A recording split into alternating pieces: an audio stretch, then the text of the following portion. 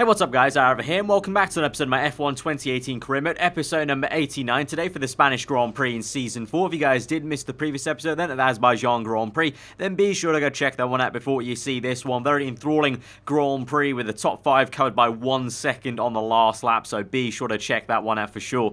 Really good episode there. So we head into Catalonia then, which is usually a great Grand Prix for us there, with a plateau in performance of course, because we're waiting on that ultimate drag reduction update, ultimately not having enough points really to purchase any other upgrade.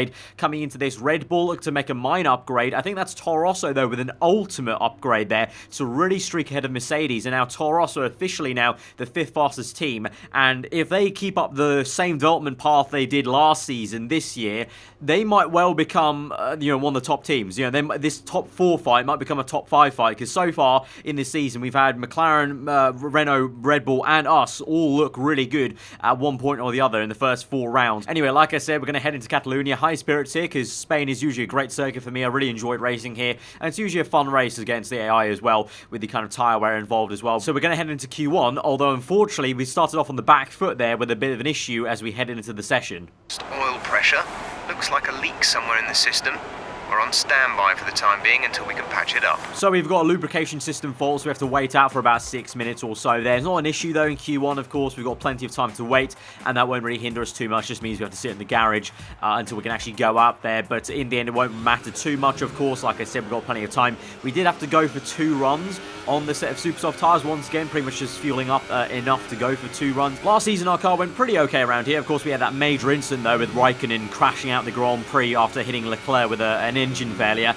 So I'm hoping for better luck this time round. But in terms of the pace this season, I don't know. The car seems a little off the pace compared to especially the Red Bull and the one McLaren of Fernando Alonso here. I expected Red Bull to be strong. They always are around here, the kind of more aerodynamic dependent circuit, but the Renaults are also looking quite good. I think generally we might struggle a little bit because it is a compromising circuit of having enough downforce for these long high-speed corners, and then the main straight where you do most of the overtaking, and I've opted for more of the downforce because I want the kind of grip in the corners. I'd rather just try and take the hit in the straights, and of course not having that drag reduction update quite yet in the car is going to hinder us a little bit. But all in all, hopefully we can kind of have a pretty good weekend. But first of all, we have to make it into the top 10 shootout here, so pretty okay lap.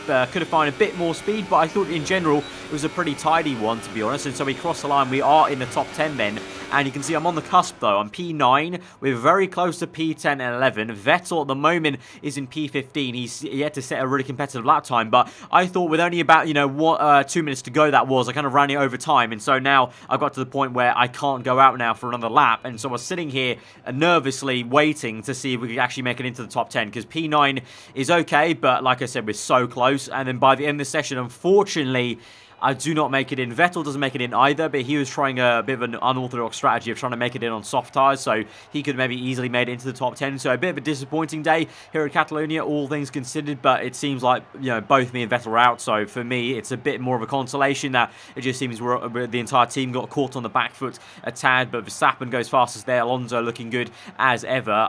The Renault's actually a bit down on pace, and the Toro Rosso of Gasly actually ahead of both of them there, so the Toro Rosso Ultimate Upgrade might come in clutch for this weekend. But yeah, we are going to start from minimum P13. We might move up a place or two because of any grid penalties there, but P13 and P11, it's not ideal, but it could be a lot worse. And I think from here, we have a free choice of tyres, so let's see what the kind of strategy indicator says to us. We could try something a little bit different on the strategy to try and gain some places that way. So off the back of the win last race, a little bit, contrasting here, but let's keep the spirit high for Sunday. As I said, it's always a fun Grand Prix, the Spanish one, so let's go to the full grid then and see how we do. Good afternoon from a very familiar setting. It's race day here in Spain, and with everything still to play for in the championship battle, there's no room for mistakes in a Grand Prix that's well known for creating them.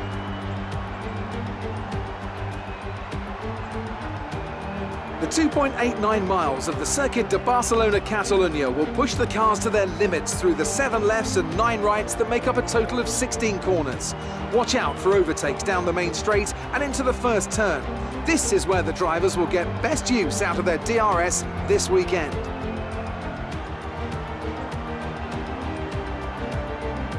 And Anthony Davidson joins me again for the race today. Now I want to ask you about Fernando Alonso. As ever, the threat of unreliability is never far away, and indeed they'll be starting out of position today due to a power unit component change.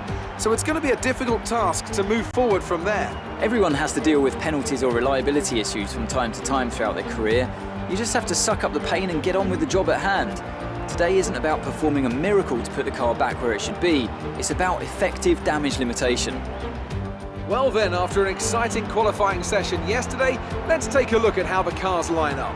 Daniel Ricciardo starts from pole position today, edging out Max Verstappen, who'll start from P2. Looking down the rest of the grid, we have Hülkenberg, Sainz, Kevin Magnussen, and Van Dorn, Hartley, Gasly, Ericsson, and Kimi Raikkonen, Grosjean, the engineer, Charles Leclerc and Hamilton, Perez, Alonso, they've taken a grid penalty, Esteban Ocon and Valtteri Bottas, Stroll and Sergei Sirotkin rounds off the grid. Now it's almost time to lights out, so let's go down to the track. So Fernando Alonso has been dealt a really bad penalty there, so he's down to P16 on the grid, so we move up one place to P12 and Vettel to P10. We have that free choice of tyres, but the default strategy is super softs to softs to medium. Now, in the past, we've gone with a super soft to 2 sets of soft tyres and ultimately finished on a softer compounded tyre compared to everyone else, but we've always been in the top 10, so we've had to do that strategy. So I tried to play around with the idea of maybe doing a one-stop soft tyre to mediums, because that's going to be in the theme of this season so far. We've definitely been a bit more conservative in terms of trying these bonkers kind of one-stops compared to the more natural two-stop in these opening rounds of the season. But really looking at the actual indicator and what the numbers were telling me, the one-stop just seemed a little bit slow for me. And like, you know, we've said in the last couple of seasons that on this game, the two-stop has actually been a really fun and fast strategy here at Catalonia. So I'm going to stick to the kind of time and tested old strategy of super softs and then 2 sets of soft tyres. Then obviously that means we're going to have to stretch 1 or 2 of these stints at some stage, but we'll try and play it by ear and see where we are in the scenario. We might have to pit early or later on super softs, and the same thing with the first set of soft tyres there. But it's about really, if we can get some clean air, then we can do some better work on taking care of those tyres. But like we've had for the last 4 seasons, I think it's going to be really beneficial to be on the soft tyres for pretty much most of this race compared to the mediums that are just so slow around here. Even if some people have track position, we should have the pace to overtake them. Hopefully, we'll see, because obviously, like I said, I did compromise on the straight line speed with the downforce I have in the corners, so that might be a little bit of an issue today.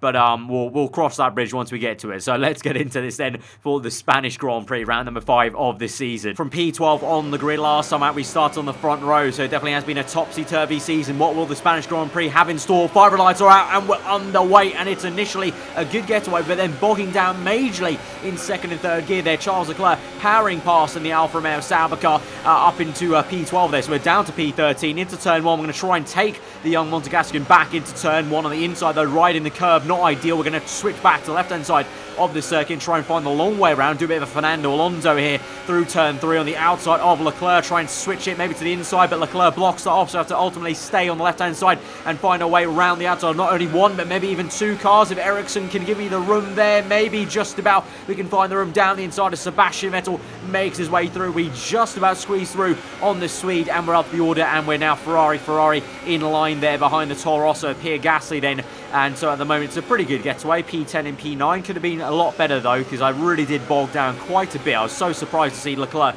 shoot past me, especially after last episode at Baku. I got a really good getaway, and I thought I'd sorted my start a little bit there, but he just kind of maybe over-revved it a bit too much in the initial kind of stages of that start. But Ricciardo now leads the way then. I think it was a Red Bull lockout then, so I think Ricciardo still gets away well from pole position. I think the Renault, though, Hülkenberg may have just gone to P2 there to split the 2 Red Bulls, but at the moment now we're just trying to catch up to Vettel, but it is proving difficult. Like I said, that compromise means you can see there mid-corner I was pretty damn good. I can catch up to Vettel in every brake zone pretty much, but on the straights he's running lower downforce than I am, and so on the straights it's definitely proving difficult to catch up to him without DRS. Obviously it's only lap 2, DRS is activated on lap 3 afterwards, so I have to wait and see what happens of that. But I guess also the cars ahead of him on helping of Gasly, and I think that's the Haas there. Both those cars have been known to be pretty good in straight line. Obviously the Haas, very lightweight chassis, kind of a bit of a legacy from what I did the team in seasons 1 and 2, and we know how good the Toro Rosso has been, especially in the acceleration kind of zone. And as we move on to lap 4, I think up ahead the Toro Rosso is going to try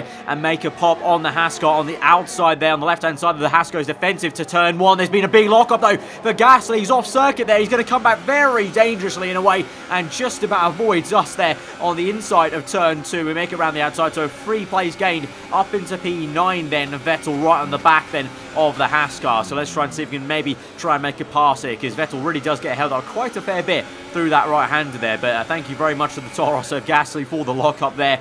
And so now we can close up. You can see how much we are actually closing up in Sector 2 in the corner again. But then, you know, on the main straight there, if it wasn't for that lock-up from Gasly, I wouldn't have been anywhere near ready to even make any sort of attempted pass on Vettel as well, because he's getting a really good tow off Magnussen. He might get a good enough tow to actually make a move here. He's looking like he might do. He opens DRS now. That's activated now on this second back straight, and Vettel round the outside of K-Mate there. So my current teammate and my former teammate go side by side. Vettel on the outside, just about squeezed through. Really nice move, but then he goes wide and invites Magnussen back in, and so they're side by side momentarily. He squeezes Magnussen out, and so Magnussen now caught napping a little bit. We're going to go the long way round on the right hander. Unorthodox place to make a pass on the outside of the chicane, but it's going to allow us for a beautiful little switchback move there on the exit, and we're up into P8. So a bit of teamwork there with Vettel slowing up Magnussen, but now these two are going to have a good run. We're going to have to go very defensive to the right-hand side there. Magnussen on the middle, Gasly on the outside there. It's 3-1 momentarily. We're going to duck out of that, though.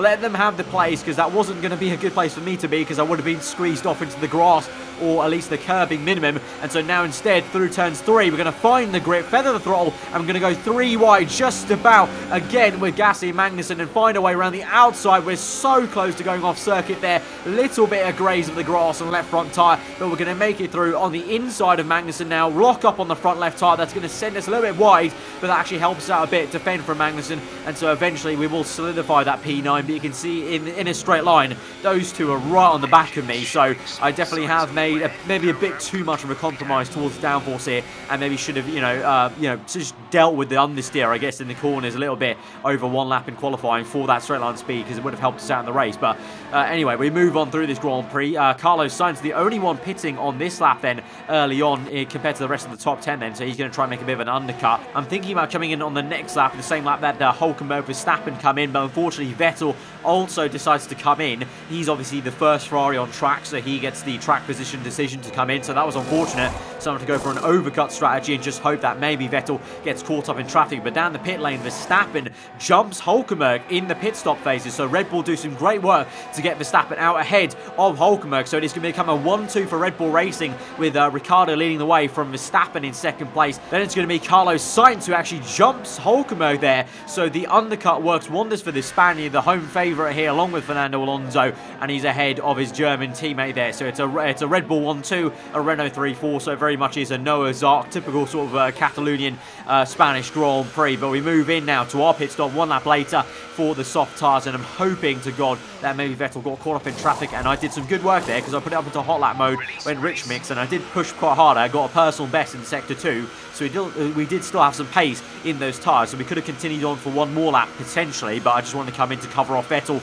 And so as we come out, we are going to get out ahead of Vettel by quite some way actually there. We find ourselves now closer to Van Dorn than I am to Vettel, and so Vettel definitely did get held up in traffic and added in. I had some good pace on that in-lap there, so nice strategy actually in the end. I thought it was going to be a big negative that Vettel came in earlier than me, but actually worked out really well. So now we're up into what is going to be P8, and we can chase after P7 Van Dorn. But just once again this season now, 5th round gone, and it's a very different Grand Prix with the 2 Red Bulls really dominating. Ricciardo out ahead, you know, he's the championship leader by already a decent amount, despite not even having a win so far in the season. He's leading by about 15 points in the championship, and now he might be set to win his first Grand Prix of the season, so he's definitely been Mr. Consistency. Behind the 2 Red Bulls is also a pretty good showing for both Renaults, who are just about ahead of Brent Hartley then, actually, to my surprise. Actually, the 2 Renaults are looking like they're struggling to keep ahead of Hartley with that ultimate upgrade for the Toro Rosso. Then you got Van Dorn, myself, then you got Pierre Gasly, who is actually ahead of Sebastian Vettel. So it's not a great day in the office of Vettel. It might be a better day for me soon, because we're catching up to Van Dorn. Actually, in my sights just up the road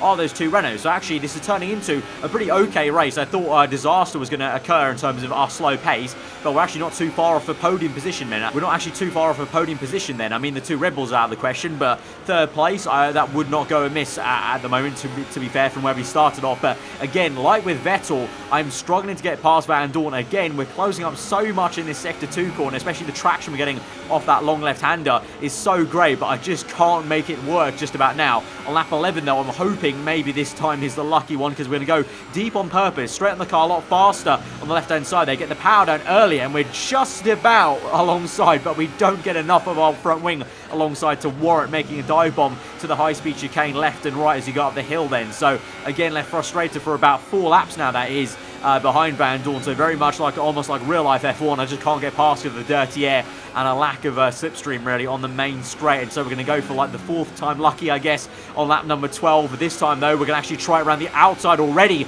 of Van Dorn on the right-hander before this left, where we've been so good. And again, this time around, we're going to go on the outside instead of the inside, and it's worked out there. We're a little bit on the curb and the green stuff on the run-off strip. Van Dorn gets the acceleration, but this time we can dive around the outside there. We just about don't dip the tyre into the gravel, and we're up the order finally up into P8. So after a few laps there of build-up, we finally made the pass on the Belgian man, and we can get on the back now of the other Toro Rosso in this race. Brendan Hartley doing a fabulous job, to be fair to him, up in P5, but we're going to try and spoil the party and try and see if we can overtake him and then move on to those 2 Renaults. We get very close and familiar with his gearbox, so we climb the hill now into Sector 3 nearly. With DRS available, we could make a pop and a diving move like Vettel did on Magnussen earlier on in the Grand Prix maybe. Hartley, though, slams the door on the right-hand side, so we're going to make a late dive to the inside then and catch him unawares, and so that was a bit of a fake to the right and left, but really Hartley gave me no choice, and so instead now we find ourselves on the outside now of the long right hand in the middle of Sector 3. We've made it, though. We're going to defend Hartley, but Hartley dives it back on the outside. A beautiful move there from the Kiwi man. We're now side by side, bit of contact made, and Hartley skips over the bump there, and it's a very awkward position to be in. Meanwhile, yellow flags up ahead. Carlos Sainz, he's got an issue with his car, but we've had such a poor exit. We're nearly off circuit there. We're on the inside, and we have to take avoiding action on the grass, and we've hit the wall,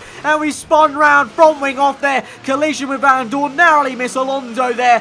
Big avoiding action to dodge the very slow Renault. We had nowhere to go but the left-hand side, and now ultimately our race has gone into disarray and a disaster there. Turn 1, no grip, front wing off. We have to do an entire lap now with literally a plank of wood on our front. Van Dorn has just twatted us off circuit again. The talk about hitting a man when he's already down. I'd already had that damage, and Van Dorn just decides to punt me off circuit for good measure to really make sure I've literally ruined my entire race. And so now we'll look at a replay of what happened. Already very awkward through the last corner, me and Hartley side by side. You can see there the twitch of oversteer I had, and literally Hartley there at that position. Hartley was giving me no room to go anywhere but the left-hand side, because I was basically off circuit trying to save my car in the last corner after unsettling it on the curbing there. I was going to come back on track, but obviously, lo and behold, Carlos Sainz decides to go very slowly on the racing line. I mean, that in itself deserves some sort of penalty just for going so slow. He should have parked up immediately on the left-hand side, probably in the gravel trap, just to be safe, because that was even more dangerous than being in the gravel trap, because,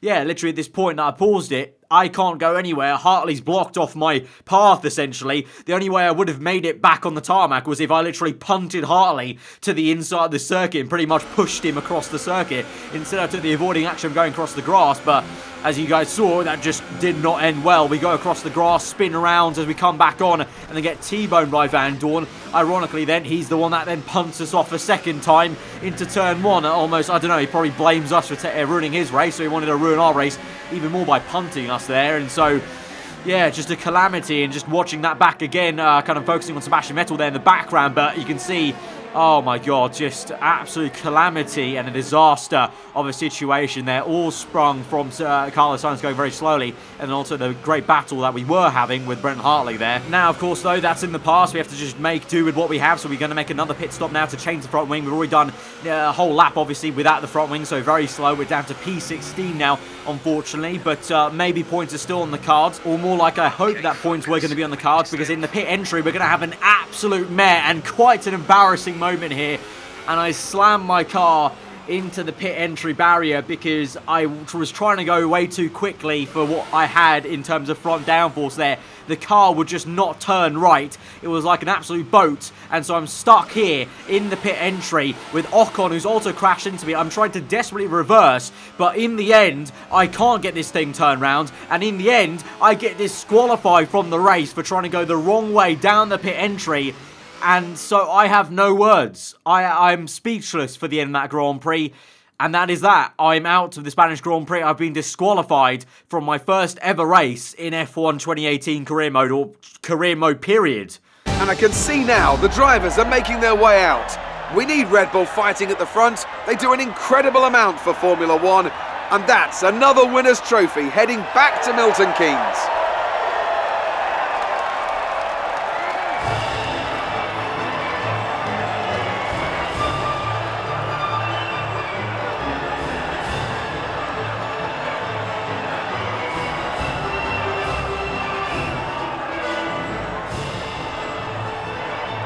Well, there we have it. What can I say? I can't really say much. I have to take the L today. I've been disqualified from the Spanish Grand Prix. It was always already going to be a calamity anyway from P16 without the front wing. I would have had to pray for a safety car to recover from that race, but in the end, my own kind of eagerness to just get back in the pit lane just destroyed my race because I got stuck there. And so Dan Ricciardo has ended up winning the Grand Prix. 1-2 dominant win for the Red Bull guys. Fernando Alonso gets up into P3. Brendan Hartley, a fantastic P4. Vettel P5 there. Hulkenberg in P7. So in terms of the championship, Ricciardo, Mr. Consistency, finally wins the Grand Prix because he had not actually won a Grand Prix yet this season, and so that means he's a whopping 30 plus points ahead of me now in the championship. Verstappen now closes up a bit. You know, we're majorly on the back foot now. I thought this season was going to be uber close, and it has been, but because Ricciardo's been so consistent, you know, he's done a me basically. He's done what I usually do, which is stay out of trouble, not necessarily win every race, but he's been on the podium pretty much every single Grand Prix, and so he's pulled out such a dominant lead so far in this season. And also at the same time, just away from the points, I've got to look at myself in terms of the situation we're in now, because Ferrari, even after winning 2 races, already was still not that happy with me. And so what is this going to do to the relationship between me and my team here? The team that I've been wanting to drive for since the start of my career mode. You know, we came into F1 with Haas as a junior Ferrari driver, took the loan deal to McLaren. The story we've been through just to get here to Maranello. We won the Constructors with them last season, but we couldn't get the Drivers' Championship. And in the end, my team, you know, very demanding team, weren't happy with it. And this season, it hasn't gone, well, it's gone well, 2 wins, but that's still not good enough for them, apparently, in their eyes. You know, at the moment, we don't lead the Constructors. So, yeah, just a very weird Grand Prix. And it's been such a weird season. We've had such high extremes of, you know, okay race Australia, great win at Bahrain, disaster Chinese Grand Prix for both cars, great Baku Grand Prix, absolute calamity for me, good race, I guess, for Vettel. Yeah, wow, just wow, really. So we move on to the end of the episode then. Like I said, that's not going to do me any favours with the reputation of my team, or really every team, really. It's a bad day in the office, very odd day, and in the end, I don't even have enough resource points to purchase anything, so we're going to wait on that and just save up more points for purchases later on in the season. But yeah, I think probably one of the weirdest Grand Prix I've ever had in an F1 career mode, really. And like I said, the first time I think that I've been disqualified from a career mode race. So there you have it, guys. If you did enjoy, nonetheless, what was albeit a very enthralling, insane episode, then be sure to smash that like button. Let me know what you thought in the comments below. If you're new around here, do get subscribed for weekly full-on content. And I guess I'll see you guys next time. Hope you enjoy the rest of your day. Goodbye.